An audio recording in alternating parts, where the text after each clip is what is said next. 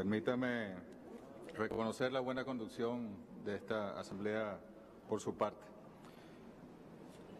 Tengo obligatoriamente que tomarme unos minutos y le ruego a los cancilleres y delegaciones paciencia al respecto, porque este es el tema central de la asamblea, de este periodo número 48. Indiscutiblemente lo es, lo dijimos ayer al comienzo. Se convocó esta reunión sin un tema central, específicamente para aprobar una resolución sobre Venezuela. Surge un poco la preocupación, ya que incluso ayer en la noche algunos delegados se reunieron con el vicepresidente Mike Pence y él dio allí órdenes e instrucciones y les pidió otra votación. No pueden, y lo lamento, si me pongo en el lugar de ustedes, llamarlo hoy y decirle mission accomplished, no, misión cumplida. No pueden. Tienen los mismos 19 votos que tuvieron en febrero de este año. No los mismos, pero tienen 19 votos. Fíjense, por favor, esta resolución, podemos llamarla resolución Pence, es un fraude en forma y fondo. En fondo voy a entrar yo a explicarlo, pero en forma ya lo explicó el compañero de Dominica, que tuvo que retirarse, el embajador, cómo en la Comisión General se imposibilitó aplicar los reglamentos respectivos, no pudieron escuchar las grabaciones para ratificar cuál era el procedimiento, con una gran premura. Fíjense la hora y media que estuvimos esperando cuando pidieron un receso de media hora, al final tienen los mismos 19 votos. Y desde el punto de vista del fondo, en primer lugar, esta resolución, y permítanme agradecer a los compañeros delegados y delegadas y a los gobiernos que tuvieron el coraje, la valentía y la dignidad de no apoyarla a pesar de tantas presiones. Hace rato escuchábamos a un senador de los Estados Unidos, el señor Marco Rubio, si no me equivoco, es su apellido, donde a uno de los países más dignos de esta asamblea, donde se dirigía hacia ese país, quizá el más vulnerable de esta organización y de nuestro continente, a manera de extorsión, advirtiéndole que si no apoyaban la resolución contra Venezuela, habría consecuencias y que ya las había de hecho. Fíjense ustedes cuán peligroso es. Pero además, fíjense, yo quiero ponerles un ejemplo. Ustedes, está la Carta de la OEA, está la Carta Democrática Interamericana y está la resolución. Si pudiésemos hacer una analogía con la jerarquía de las leyes de Kelsen a nivel multilateral, debería estar la Carta de la OEA, ¿no?, por encima. Luego se deriva la Carta Democrática Interamericana y luego una resolución que se fundamenta en las dos primeras. No, ustedes han puesto la resolución por encima de los instrumentos constitutivos y la Carta Democrática Interamericana. ¿Por qué lo digo? Porque, por ejemplo, de esta resolución mutilaron una sección de la Carta que está tanto en el preámbulo de la Carta Democrática Interamericana como en el artículo 2, aparte B, de la Carta de la OEA, donde dice que todo debe de hacerse dentro del respeto del principio de no intervención. Pero es que dejaron idénticas las palabras: promover y consolidar la democracia representativa. Y luego le quitaron dentro del respeto al principio de no intervención. Y es que también lo entiendo si me pongo en el lugar de ustedes. Si ustedes colocaban esto completo, respetando la Carta de la OEA, no podían aprobar esta carta porque hubiese sido absolutamente inválida también en su letra directamente. Yo veía al compañero canciller Ampuero, creo que se retiró, aplaudir, entusiasmado cuando se aprobó esta resolución con esos mismos 19 votos, y recordaba una intervención del presidente Piñera, creo que fue en el año 98, a finales, donde también en aquel momento Sebastián Piñera daba un discurso de defensa de la soberanía de Chile, decía que Chile no es una colonia, que Chile es independiente, que Chile se respeta, que ningún imperio ni ningún país europeo podía mancillar la dignidad de Chile, pero lo hacía en defensa del dictador Augusto Pinochet y en solidaridad con él. Esas son las cosas, quizá estaba allí el canciller Ampuero también aplaudiendo. Déjenme continuar para ser más breve. No podían intervenir en los asuntos internos de un Estado taxativamente, porque así lo dicen sus instrumentos constitutivos. Luego, hay que también tener en cuenta lo siguiente. Esta aprobación, en teoría, le da carta blanca a los Estados Unidos para seguir agrediendo a Venezuela. Miren, esta mañana, y permítame tomarme el tiempo, esta mañana se preguntaban el efecto de las sanciones, lo decía el señor embajador de Estados Unidos. Mayo 2016, el Banco Commerzbank de Alemania cierra las cuentas mantenidas por varias instituciones, bancos públicos venezolanos y PDVSA. Julio 2016, el banco estadounidense Citibank cesa unilateralmente el servicio a las cuentas también de Venezuela. Agosto de 2016, el Banco Novobanco de Portugal informa al país la imposibilidad de realizar operaciones en dólares con los bancos e instituciones de Venezuela. Julio 2017, la empresa Delaware Bank, agente de pago de bonos de PDVSA, informa que su banco corresponsal, PNC Bank en Estados Unidos, se niega a recibir los fondos de Venezuela. Julio 2017, el banco Citibank se niega a recibir fondos venezolanos para la importación de 300.000 dosis de insulina destinados a cubrir la demanda de 450.000 pacientes registrados. ¿Puedo seguir? ¿No? 2017 también tenemos bancos. 2017 en agosto. Luego viene el 24 de agosto la orden ejecutiva del jefe, señor Donald Trump, de esta resolución que se ha aprobado el día de hoy. Y allí comienza entonces mucho peor. Agosto 2017, por presiones de la OFAC, la Oficina del Tesoro estadounidense, la empresa Euroclear, encargada de la custodia de una parte importante de los bonos soberanos de Venezuela, congela 1.200 millones de dólares que están congelados allí. Octubre de 2017, Venezuela aprueba recursos para vacunas y medicamentos a través del Fondo Rotatorio Estratégico de la OPS.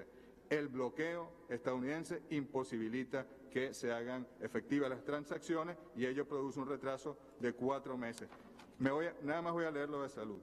Venezuela realiza el pago para la adquisición de tratamiento antimalárico, primaquina y cloroquina, solicitado al laboratorio BSN Medical de Colombia en noviembre de 2017 y se informa que no pueden tampoco cumplir con ese compromiso.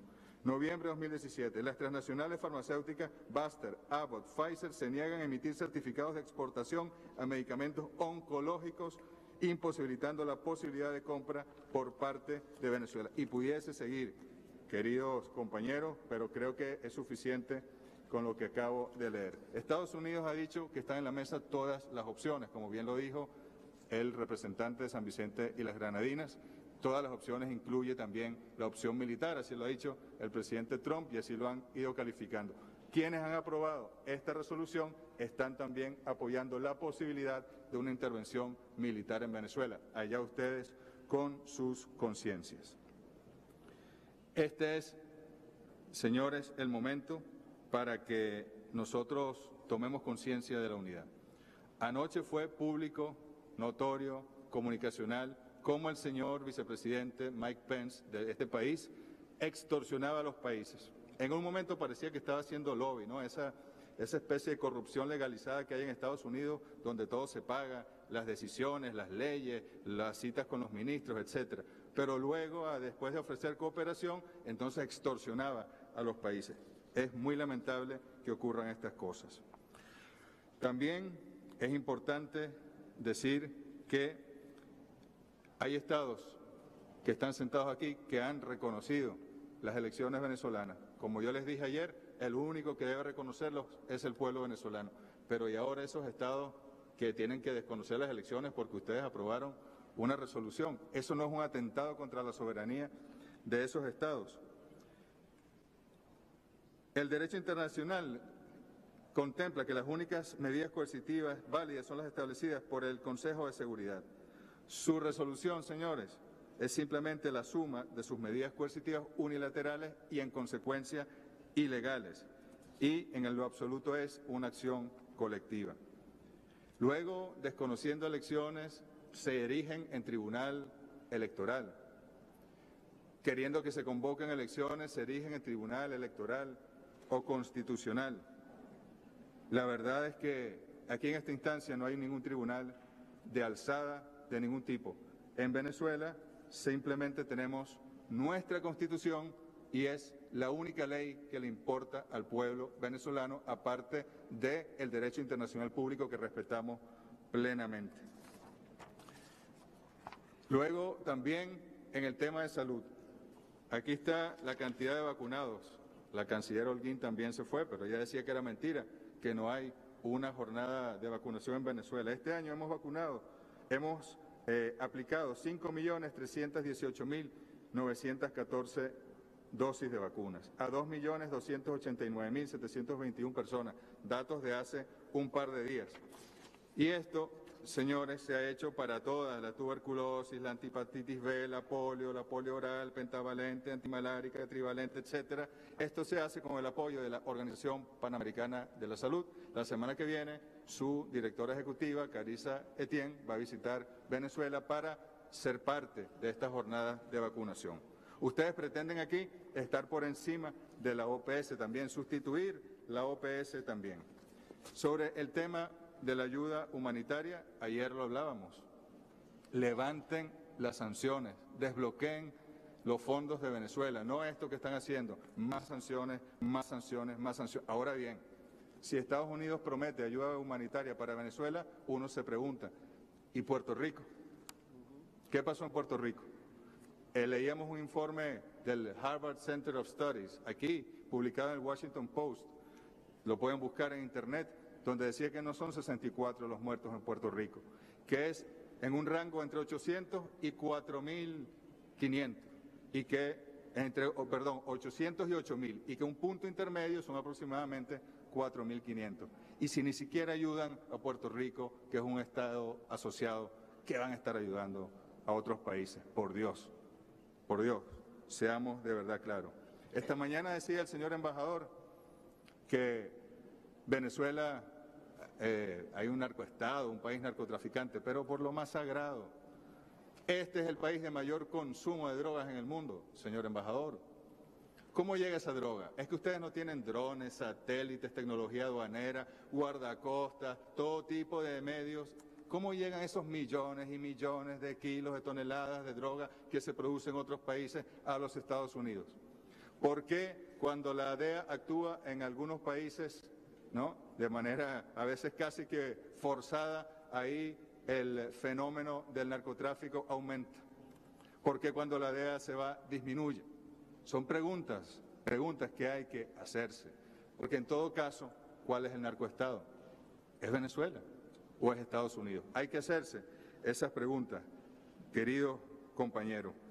En resumidas cuentas, Venezuela, como ustedes saben, ya se fue de esta organización. Venezuela se retira voluntariamente, querido compañero, del Uruguay. Esta bandera que está aquí, que yo la tomo con mucho respeto, nosotros la amamos. Amamos a nuestro pueblo. Y se retira Venezuela de esta organización precisamente porque esta organización en lo absoluto ayuda a los pueblos de nuestra América. Y más bien, como se ha demostrado el día de hoy, lo que hace es generar condiciones para el intervencionismo, para la injerencia, para violar el derecho internacional público e incluso pone dentro de las opciones la militar contra los pueblos de nuestra amada Abya Yala, de nuestra amada América. De manera que en nombre del presidente constitucional de la República Bolivariana de Venezuela y en nombre del pueblo venezolano, Venezuela rechaza, pero no rotundamente, sino absolutamente, las decisiones que se han tomado el día de hoy por parte de esos 19 países y les garantizamos que nosotros vamos con nuestro pueblo a enfrentar nuestras dificultades y entre los venezolanos vamos a resolver nuestros problemas sin que su injerencismo y su intervencionismo tenga o haga mella en nuestro país. Venezuela es libre y soberana. Que viva la patria grande latinoamericana y que viva la patria venezolana. Muchas gracias. Buenas tardes.